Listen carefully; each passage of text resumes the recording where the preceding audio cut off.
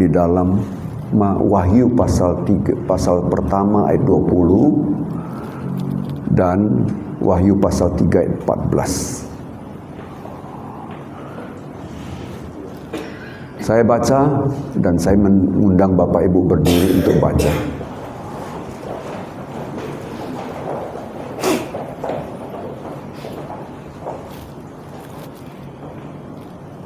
Sama-sama kita baca ya. 1, 2, 3. Dan rahasia ketujuh bintang yang telah kau lihat pada tangan kananku dan ketujuh kaki yang emas itu. Ketujuh bintang itu ialah malaikat ketujuh jemaat dan ketujuh kaki dan itu ialah ketujuh jemaat. Pasal 3 ayat 14. Dan berbicara kepada malaikat jemaat di Laodikia. Inilah firman dari Kami, saksi yang setia dan benar, permulaan dari ciptaan Allah. Kita tundukkan kepala. Terima kasih Bapa di surga, pagi yang indah ini kami bersyukur kepada kami kembali dipaparkan kebenaran firman Tuhan. Kami sudah membaca. Ketika kami mendengar, kami rindu dari mendengar firman-Mu. Timbul iman kami untuk kami berjalan benar di hadapan-Mu. Tolong kami Tuhan, tolong juga hamba-Mu untuk menjelaskan kebenaran firman-Mu. Di dalam nama Tuhan Yesus kami berdoa, ucapkan syukur dan terima kasih. Haleluya. Amin. Silakan duduk. Nah, Bapak Ibu Saudara kekasih, gereja ada karena kebangkitan Yesus. Yesus mati, Yesus bangkit, mulai dari itulah gereja bertumbuh. Dari kegerakan gereja mula-mula di Yerusalem, ya. Dimana kalau kita melihat gereja mula-mula itu luar biasa. Orang menjualkan hartanya, membagi sesama, ya, yang memerlukannya. Dan itu sebagai catatan sejarah yang telah terjadi. Tapi semakin mendekati akhir zaman, gambaran seperti gereja yang sempurna itu sudah kabur, sudah tidak nampak. Oleh karena itu, ya, maka Roh Kudus sebagai Allah Tritunggal yang merupakan pribadi Allah yang terakhir berada di atas muka bumi, menjelaskan, menitipkan pesan kepada Yohanes di Pulau Patmos. Kitab Wahyu ditulis sekitar tahun 96 dan sampai tahun 100. Ya, ketika abad pertama akan ditutup, maka kitab Wahyu ditulis sehingga klop ayat firman Tuhan dari Kejadian sampai Wahyu dikanonkan menjadi Alkitab yang kita pegang. Alkitab ini benar-benar perkataan Tuhan. Saya tidak mau sebutkan siapa namanya, karena itu perhatikan. Saya berkali-kali mengatakan kekristenan cuma dua. Satu, percaya bahwa firman ini adalah perkataan Tuhan. Yang kedua, percaya Yesus Kristus anak Allah. Kalau dua ini dipegang sampai akhir hidup kita, kita tidak akan tersesat. Itu pedomannya. Tapi pagi hari ini ketika Allah mau supaya gereja-gereja ini pulih. Karena apa? Pada saat tahun 33 Masehi, ketika awal gereja dibangun, kegerakan gereja begitu luar biasa, ya. Semakin hari semakin tahun, dari tingkat dari apa itu grafik yang naik itu kemudian turun sampai akhir abad pertama itu turun sampai begini turun, ya, abad ke-7 terperosok begitu dalam kondisi gereja. Sementara yang dimaksud gereja itu adalah kumpulan orang-orang percaya secara kelembagaan, atau gereja secara individu, organisme adalah Bapak, Ibu, dan saya. Nah, kalau kita berbicara gereja ada dua. Satu, secara organisme, tubuh kita sebagai bait Allah, gereja Allah. Tapi kumpulan orang-orang percaya adalah juga gereja Allah. Nah, kata Tuhan yang disampaikan kepada Yohanes di Pulau Patmos, dia katakan begini, ya, tuliskanlah kepada malaikat jemaat di Laodikia. Jemaat ini adalah jemaat daripada Allah. Inilah firman dari Amin, saksi yang setia dan benar dan permulaan dari ciptaan Allah. Dari 7 sidang jemaat di Asia Kecil, ini adalah sidang jemaat yang terakhir yang disampaikan pesan. Saya melihat dan mempelajari dari 7 sidang jemaat ini yang paling kritis. Jadi saya mau sebutkan dulu yang paling kritis supaya kita menyadari bagaimana kondisi kita, dan semua nanti kita pelajari supaya kita tahu di mana kita berada, bagaimana kondisi kita. Jangan kita mengikuti Tuhan dengan sukacita, memuji Tuhan dengan hiruk pikuk, tapi akhirnya kita di luar, kita tidak masuk. Ya, oleh karena itu perhatikan baik-baik. Nah, Roh Allah, pribadi Allah ketiga, menyatakan dirinya sebagai Amin, saksi yang setia, permulaan ciptaan.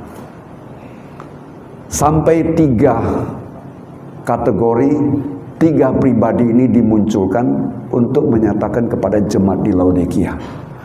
Ya, Laodikia itu terdiri dari 2 kata.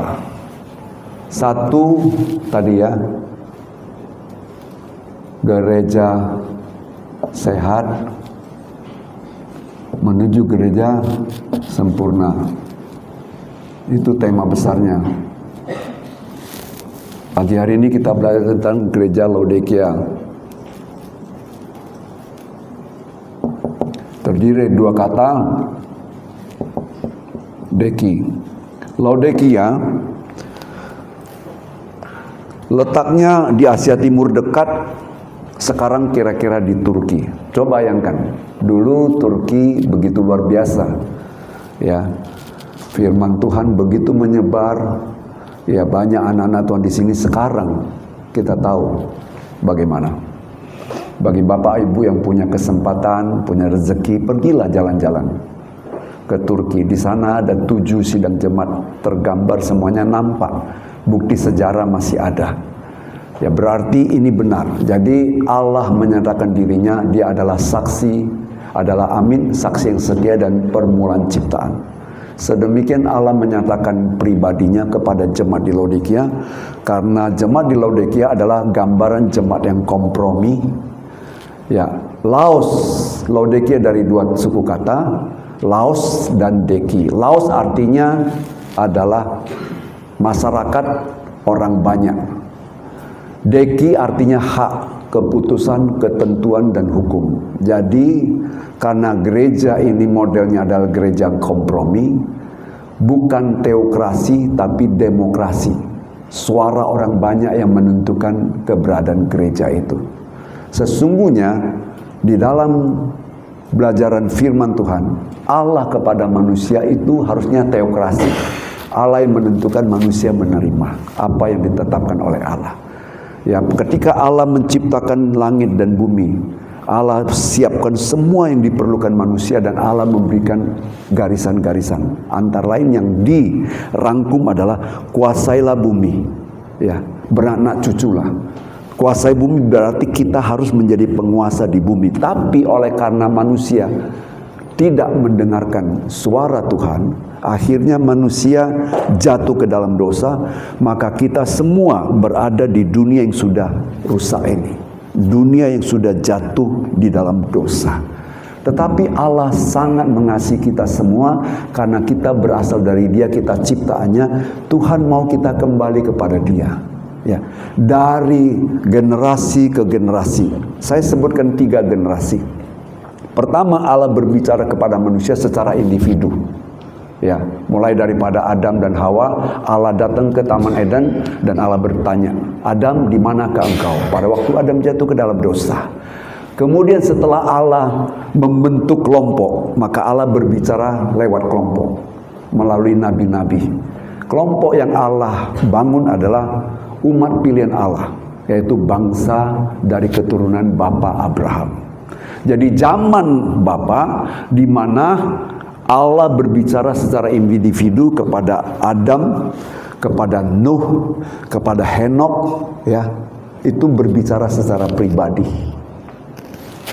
Tapi zaman anak, Allah berbicara kepada kelompok melalui Bapa Abraham, keturunannya itu adalah umat pilihannya. Allah berbicara lewat nabi-nabi.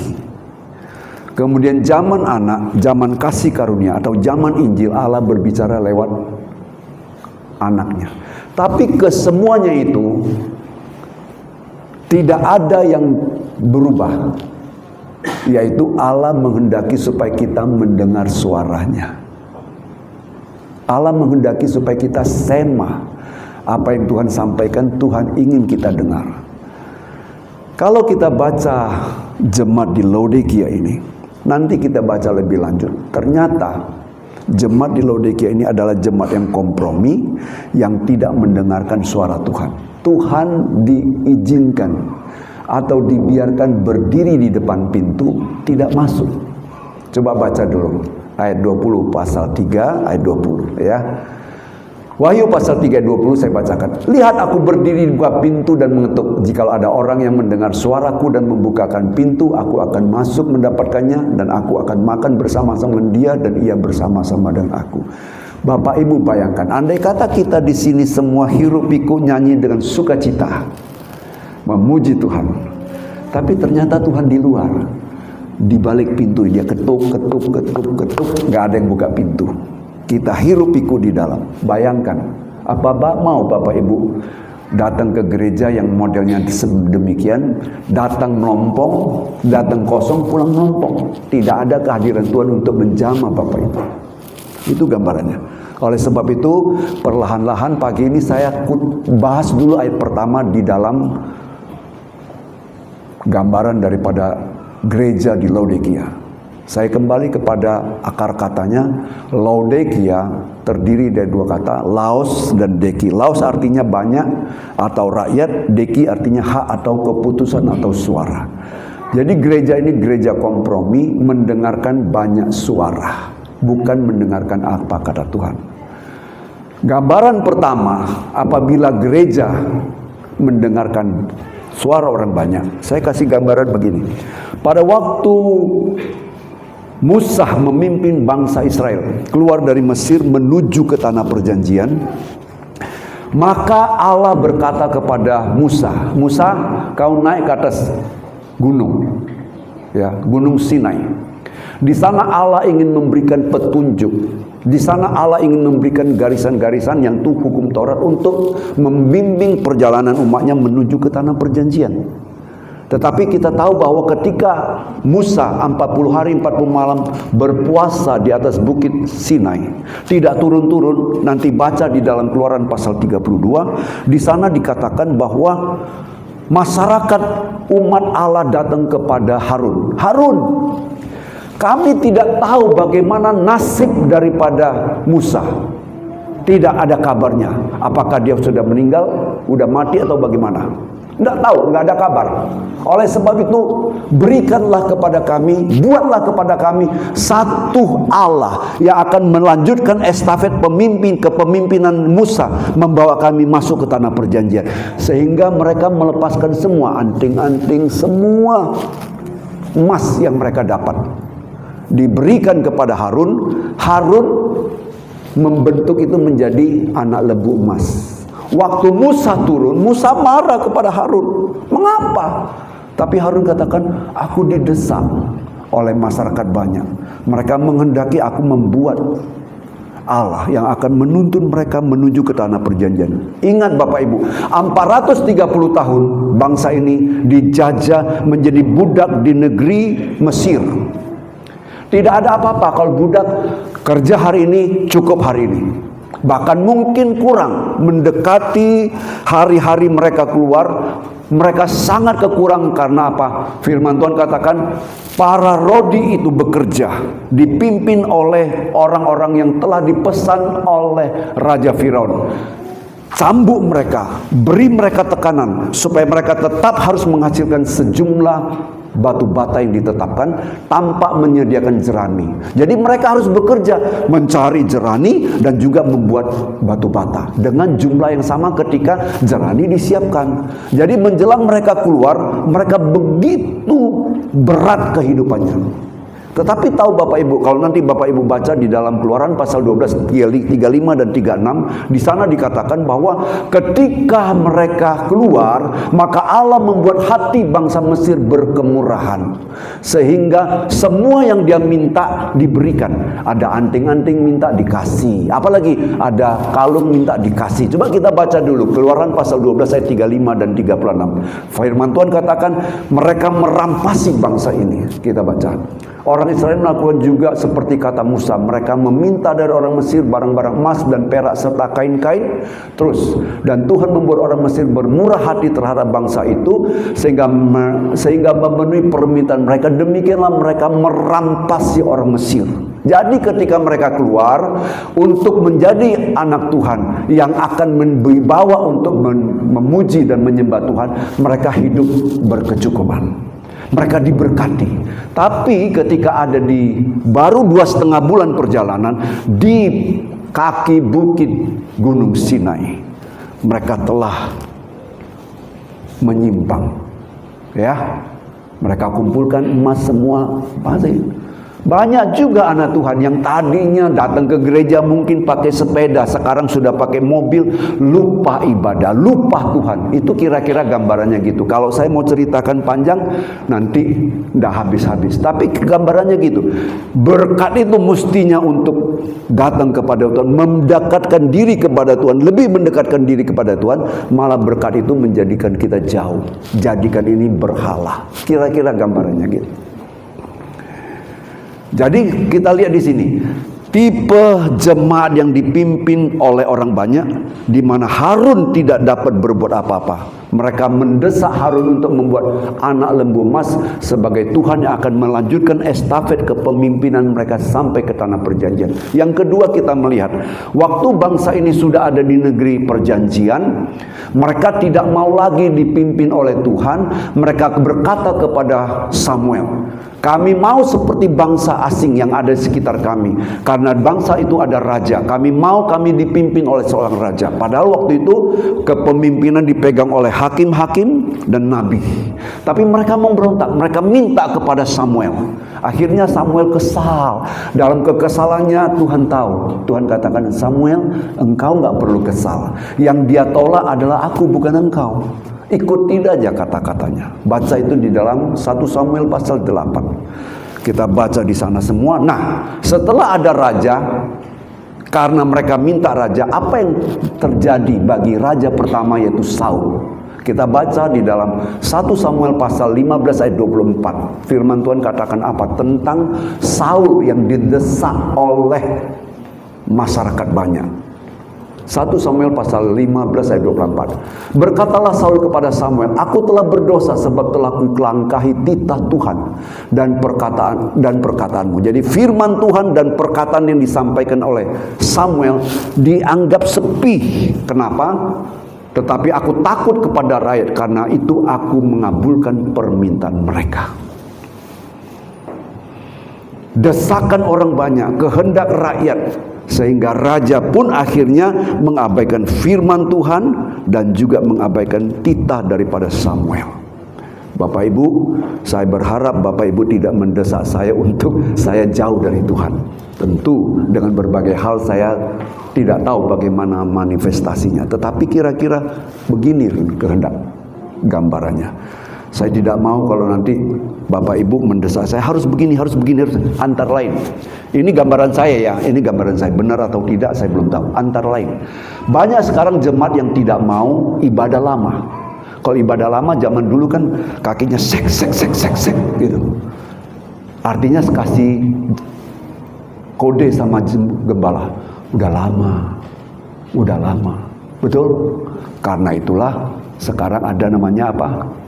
GSJS, gereja 1 jam saja. Nanti mendekati kedatangan Tuhan mungkin gereja setengah jam saja. Kenapa?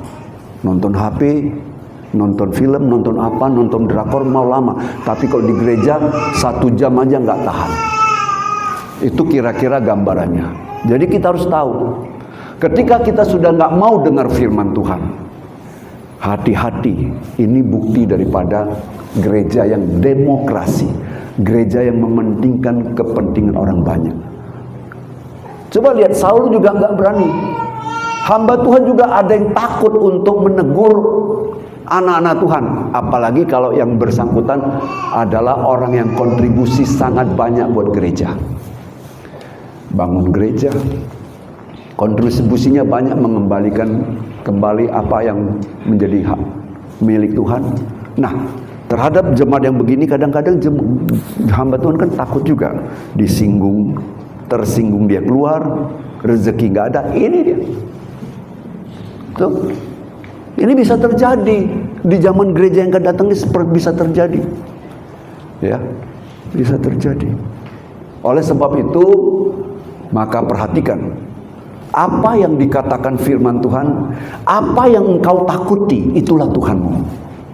Halo, perhatikan baik-baik. Apa yang kamu takuti itu Tuhanmu. Kamu takut sakit sampai tidak berani pergi check up. Tuhanmu adalah kesehatanmu, penyakitmu. Itu Tuhanmu. Apa yang kau takuti? Zaman sekarang banyak suami yang takut istri. Tuhan itu jadi istrimu.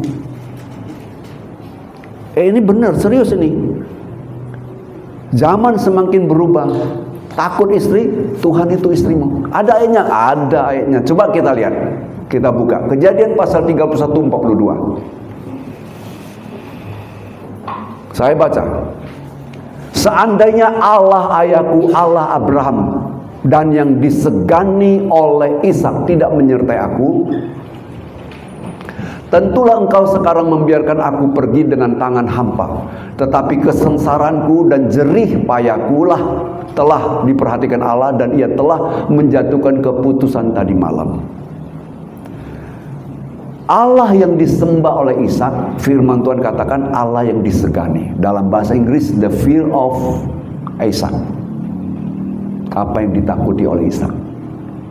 Memang Allah layak kita takuti, bukan karena dia mau menghukum kita. Layak kita takuti dengan hormat karena dia memang pencipta kita. Dia di atas segala-galanya. Tapi kalau ada manusia kita takuti lebih daripada Tuhan, itu menjadikan manusia itu sebagai Tuhanmu. Oleh sebab itu ibu-ibu di rumah tangga jangan terlalu menjadi pang 6 sampai panglimanya takut. Ya. Sadar supaya sama-sama satu keluarga menjadi keluarga yang sakinah, dalam bahasa tetangga, menjadi keluarga yang harmonis, keluarga yang baik. Ya, jangan menjadi ibu-ibu yang galaknya minta ampun sampai suami sedikit pun nggak berani berbuat apa-apa. Ya, nanti jadikan istrimu sebagai Tuhan. Seperti inilah kira-kira. Karena tadi gereja baik individu maupun kelembagaan. Di rumah tanggamu, ya, kepala gereja adalah Tuhan dan nabinya adalah kepala rumah tangga. Jangan sampai nabi atau raja takut kepada orang banyak. Ya, perhatikan baik-baik. Ya. Jadi apa yang kamu takuti itu Tuhanmu. Ya. Nah, kepada gereja ini Tuhan katakan begini. Ya. Oleh sebab itu perhatikan baik-baik. Karena dia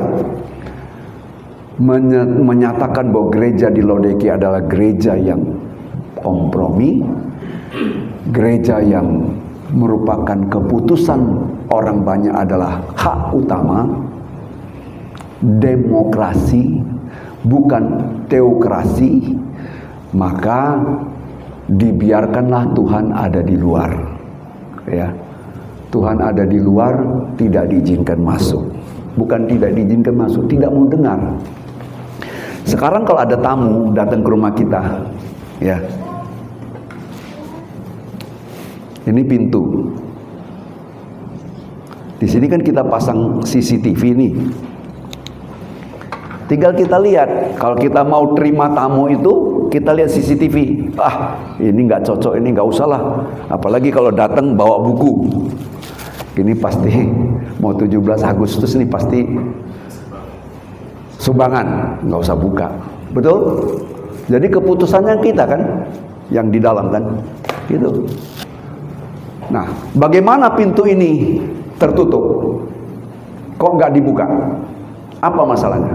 Baca dulu ayat itu, saya ulangi baca. Dalam ayat yang ke-14, ayat yang ke-20 dari Wahyu pasal 3 ayat 20. Lihat aku berdiri buka pintu dan mengetok. Jikalau ada orang yang mendengar suaraku dan membukakan pintu, artinya apa? Artinya punya syarat. Syarat untuk membuka pintu apa? Dengar suara. Oh, ada yang ketok, baru buka pintu. Kalau tunarunggu bisa buka pintu enggak? Bisa, matanya nampak pintu, dia bisa buka. Tapi karena dia tidak mendengar suara, dia nggak tahu di depan pintu ada orang. Tunanetra bisa buka pintu, bisa sampai ke pintu. Kenapa? Dia bisa buka karena telinganya dengar. Jadi mana yang lebih penting? Dalam hal kita datang kepada Tuhan, ini lebih penting firman. Makanya firman Tuhan katakan, iman timbul dari pendengaran akan firman Tuhan. Saya tanya lagi, anak yang baru lahir digendong ibu, kenapa kalau digendong sama orang lain dia nangis, tapi kalau digendong ibu kok dia nggak nangis? Waktu baru lahir dalam bulan pertama matanya belum lihat, tapi kok dia nggak nangis? Di dalam rahim sudah ada kontak batin antara bayi dengan detak jantung ibu, sehingga kalau digendong orang lain dia nggak mau. Tapi kalau digendong ibu, didekatkan ke jantung ibu itu, dia tahu, tek tek tek, oh ini ibu dia, ini yang merawat dia dalam rahim. Itu gambarannya itu. Kalau kita menjadi jemaat yang kompromi, kita mau suara kita, kita mau hak kita, kita mau apa yang kita putuskan itu menjadi utama, tapi tidak berdasarkan landasan firman Tuhan. Firman Tuhan katakan nggak boleh gini, nggak boleh gini, nggak boleh. Itu kan kata firman Tuhan. Maunya orang banyak kan begini. Gitu gambarannya. Jadi Tuhan dibiarkan di luar, ya. Jemaat Laodikia ini mungkin 4 kali khotbah saya baru tuntas. Tapi pagi hari ini saya kupas dulu dari yang pertama ini, dari sisi etimologi, dari sisi bahasa kita lihat bahwa inilah jemaat yang membiarkan Tuhan karena tidak mau mendengar Tuhan, tidak mau Tuhan dijadikan Tuhan untuk menuntun kita. Ya. Firman Tuhan katakan gini, dombaku mendengarkan suaraku, dombaku mengenal suaraku. Coba kita buka dulu di dalam Yohanes pasal yang ke-10. Saya ingin baca ayat 3 dan 4. Ayat 3 dan 4.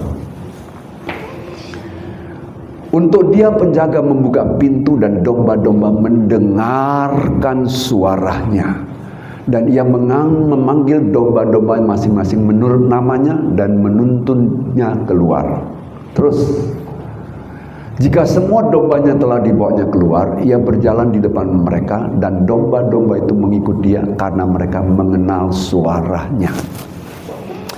Kenapa Tuhan pakai bahasa alegori, menggambarkan tentang gembala dengan domba? Gembala agung dalam 1 Petrus pasal 5 adalah Tuhan Yesus. Dan kita adalah domba atau jemaatnya. Mengapa domba itu bisa mengikuti gembala? Karena dia dengar. Ayat 3 katanya mendengar suaranya. Ayat 4 mengenal suaranya. Tapi sekarang banyak jemaat yang lebih mendengar suara asing daripada suara gembalanya. Suara asing misalnya mana? Dengar di YouTube, pengajaran di YouTube begini. Lebih percaya bahasa di YouTube daripada bahasa di mimbar. Ada apa-apa lebih yakin daripada bahasa di YouTube, tidak tanya kepada gembala. Saya senang kalau ada jemaat yang bertanya, ini bagaimana Om? Bagaimana pendapat Om dari sisi firman Tuhan? Tapi zaman sekarang semua ingat, akhir zaman menjelang kedatangan Tuhan, kita semua seperti apa? Seperti jerami yang ditampi. Yang berisi ketampi kan? Yang berisi kemana? Mendekat. Yang gabah terbang. Anda mau jadi jemaat yang gabah? Dengar ini, oh ini begini. Ah, nggak cocok ini, gembalaku ini begini, pindah. Ya kan? Atau ada yang nggak bisa ditegur, tegur sedikit, pindah. Saya bertanya, yang butuh Tuhan, gembala atau jemaat? Kita semua butuh Tuhan. Kita semua butuh Tuhan. Mungkin saya ngomong ini dalam hari-hari ke depan keras, tapi nggak apa-apa. Lebih baik saya ngomong keras karena saya ngomong apa adanya. Kebenaran itu saya ungkapkan daripada saya tutup-tutupin. Ya. Coba kita perhatikan. Ya. Kalau kita tidak mau dengarkan suara Tuhan, nggak bisa kita ngikutin Tuhan. Karena tadi dikatakan domba itu mendengar dan mengikuti. Kenapa? Karena dia mengenal suara gembala. Gembala agung kita adalah Yesus Kristus. Kalau kita sudah tidak mau dengar firman Tuhan lagi, mau dengar siapa Bapak Ibu? Kalau tidak, firman Tuhan tidak menjadi landasan hidup kita, apa gunanya Bapak Ibu menjadi orang Kristen? Apa gunanya Bapak Ibu bergereja kalau firman Tuhan sudah diabaikan? Ya.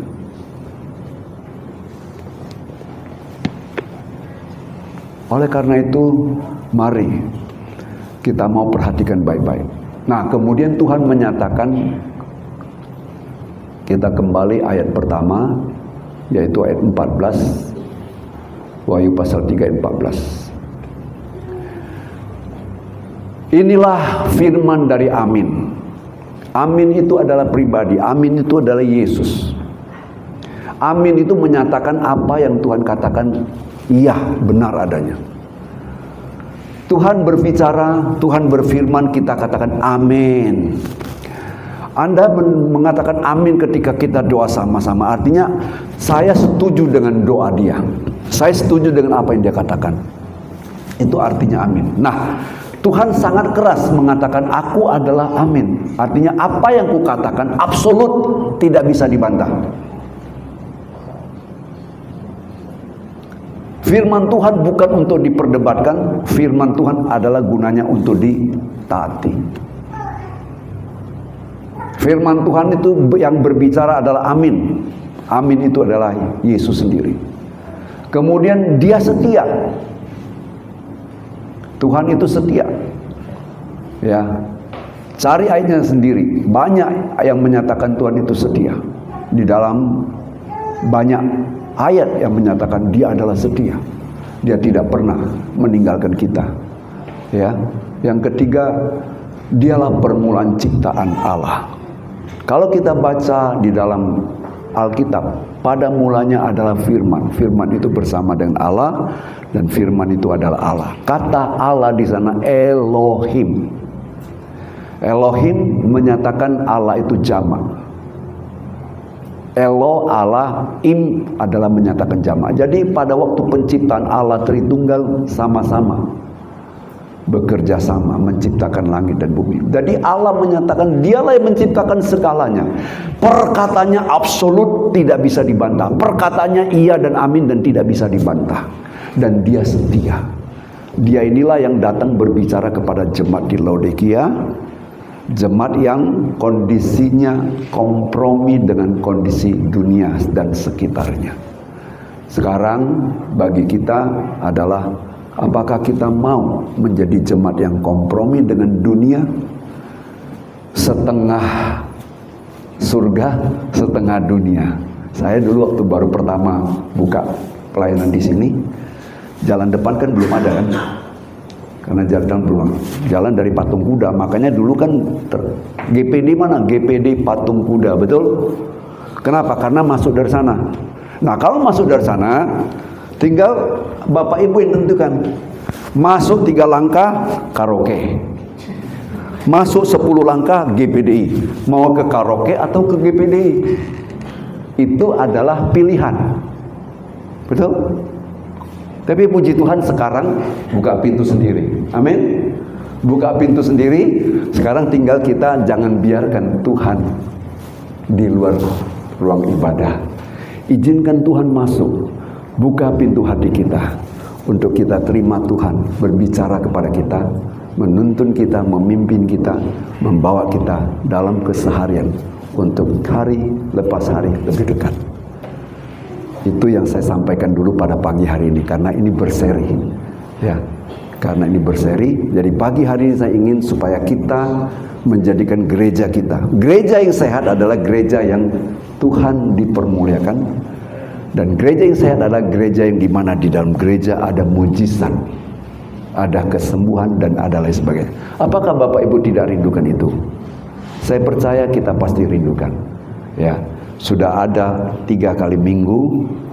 Setiap minggu saya terpicu oleh seseorang pelayan yang mengatakan begini, Om, saya nggak ada kesempatan Om, karena kerja rapat terus. Saya nanti doa di rumah aja ya Om ya, karena saya nggak bisa ngikuti doa. Kan setiap hari Jumat sebelum latihan doa 1 jam, ya kan? Kemudian latihan, setelah itu Minggu doa pagi jam 8.20. Nah, jemaat ini ngomong sama saya, Om, saya nggak ada waktu Om. Saya usahakan jam 7 bisa datang latihan. Tapi besok juga saya penuh Om, sampai malam. Jadi gimana Om, saya doa di rumah aja. Saya katakan begini, jangan. Kalau satu orang meminta permintaan begitu sama saya, doa di rumah saja. Oke lah, Bapak sungguh-sungguh berdoa di rumah. Tapi kan saya nggak tahu yang lain seperti Bapak nggak. Jadi begini aja jalan keluarnya. Kalau Minggu kan pasti ada waktu kan, karena libur kan. Minggu datang jam 7.30 doa, saya dampingi. Saya bilang gitu. Jam 7.30 sampai 8.30, karena 8.20 kan sudah mulai masuk doa. Kalau doa 20 menit berarti yang bersangkutan berdoa 1 jam 10 menit. Saya dampingi. Saya katakan begini. Dari proses itu, maka saya mengambil kesimpulan, oke lah, Minggu saya ingin datang lebih awal berdoa, supaya bagi yang pelayan yang tidak punya kesempatan itu bisa jam 7.30 datang doa. Waktu kejadian itu terjadi, 2 orang yang tidak datang itu betul-betul datang doa. Betul, 1 wanita, 1 pria. Enggak ada, betul-betul datang doa. Kemarin saya umumkan supaya semua pelayan hadir, karena kemarin hamba Tuhan memberikan pembekalan, workshop untuk pelayan. Saya sedikit kecil hati karena tidak banyak yang datang. Dari para pelayan tidak datang, mungkin saja 1 mendadak, yang kedua mungkin tidak baca HP, yang ketiga memang nggak bisa datang karena ada masalah, yang keempat memang nggak mau datang. Tapi kita dengar bahwa kemarin pembekalan firman Tuhan untuk para pelayan itu bagus sekali. Antara lain ada yang bertanya, saya mau bertanya Pak Pendeta, iya, saya ini udah umur sekian, apakah saya masih tetap melayani? Bukankah masih ada yang remaja-remaja? Saya nggak perlu sebut siapa namanya, tapi saya mau kasih tahu bahwa di dalam Ulangan pasal 32, Musa menciptakan lagu. Detik terakhir dia hanya melihat ke tanah perjanjian. Dari gunung Nebo dia naik ke atas, diizinkan Tuhan. Tuhan katakan, lihatlah itu tanah perjanjian yang aku berikan kepada umat pilihanku. Dia menciptakan lagu. Tahu umur berapa dia ciptakan lagu dan dia nyanyi? Dia menyanyi dan menciptakan lagu umur 120 tahun, mungkin kurang 2 bulan. Karena dia meninggal pada umur 120 tahun. Firman Tuhan katakan matanya belum kabur, masih kuat. Umur 120 masih nyanyi. Jadi kalau nanti jadi Pak Herman jadi WL, ibu-ibu mau jadi tamborin. Siapa tahu, siapa takut, kita lihat aja. Betul? Nah, ibu-ibu siap jadi tamborin kalau Pak Herman WL katanya. Jadi tidak ada batas, tidak ada batasan. Saya kasih gambaran satu lagi. Musa dipanggil oleh Tuhan umur berapa? 80. 40 tahun pertama tinggal di Mesir. 40 tahun kedua di padang gurun Midian. 40 tahun ketiga memimpin umat Allah keluar dari Mesir menuju ke tanah perjanjian. Waktu Musa lahir, siapa yang menjaga Musa sambil melihat bok yang ada aliran sungai Nil dan membawa Musa di dalam bok? Siapa? Miriam. Betul? Itu adalah kakak Musa.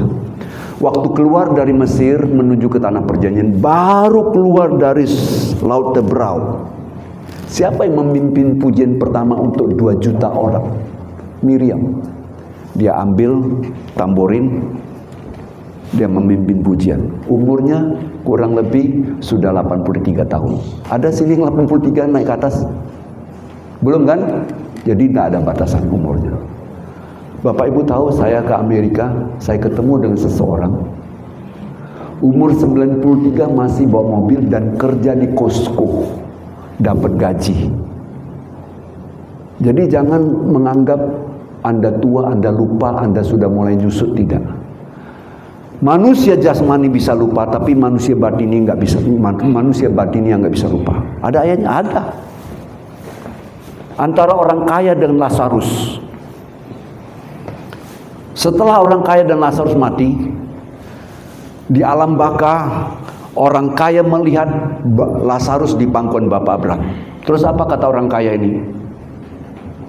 Bapak Abraham, suruhlah Lazarus mencelupkan jarinya, kemudian meneteskan ke lidahku, karena aku sangat panas, sangat menderita di tempat alam baka ini. Dalam dialog lebih lanjut, akhirnya kata orang kaya ini di alam baka,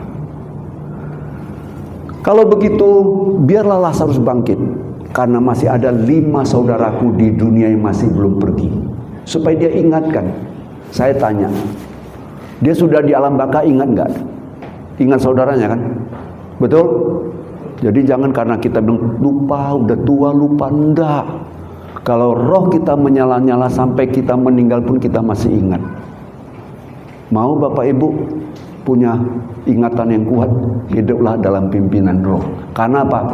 Roh kita, jiwani kita tidak pernah lupa. Yang lupa itu atau tubuh jasmani. Karena itu hiduplah dalam pimpinan roh, dalam tuntunan roh, Anda tidak akan lupa. Firman Tuhan yang Anda baca itu otomatis akan diingat. Bukan Anda menghafal secara khusus, enggak.